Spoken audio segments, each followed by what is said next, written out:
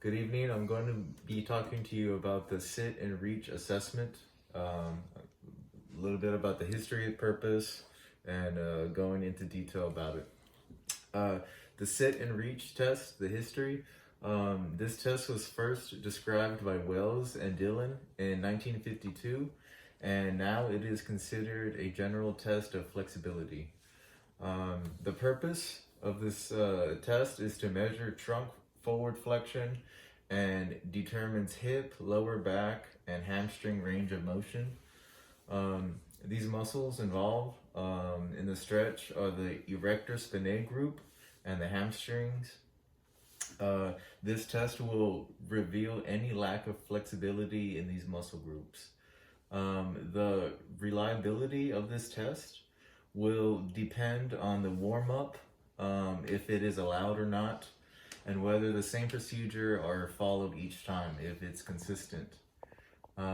Most norms scores are based on no previous warm-up, though the best results will be achieved if there is a warm-up and you allow the patient or subject to get good practice in so they can get a better score.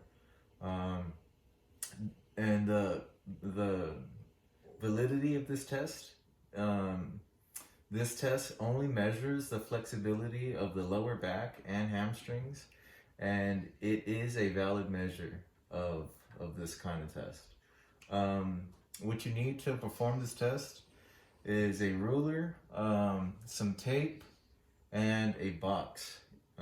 Just really simple stuff that you need. In order to do this, the soles of your feet need to be facing the box, need to be touching the box. They need to be shoulder width apart. Both knees are held flat against the floor. Now you get both of the hands, you put them on top of each other, and you go forward as far as you can for about 2 seconds. You hold it, and that'll be one practice rep. You do that 3 times.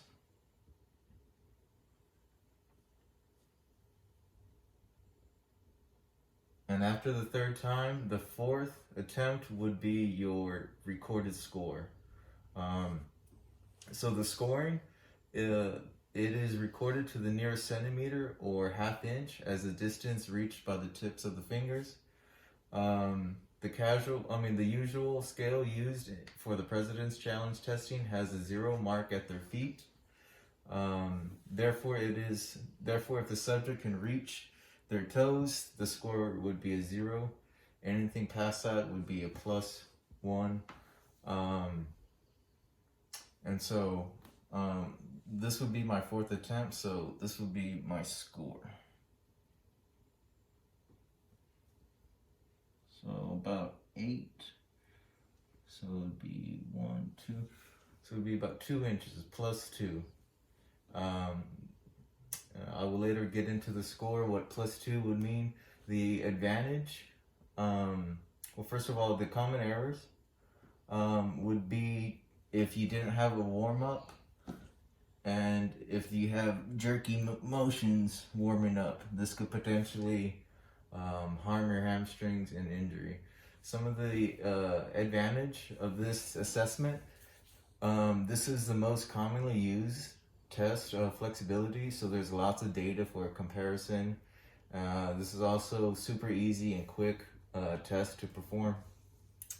One disadvantage would be, people with short arms or short legs or long arms and long legs, they would score better in this test. Therefore, it's not really fair if they have short arms or short legs and vice versa.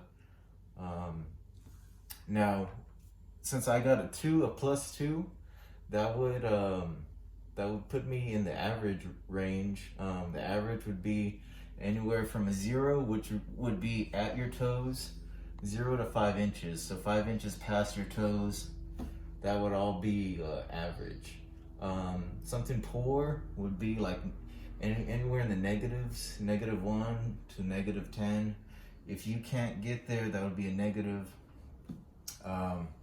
And something superb would be like +20 inches something like that, which I obviously can't do. Maybe like gymnast, but that's basically it for the sit and reach test. Thank you for your time.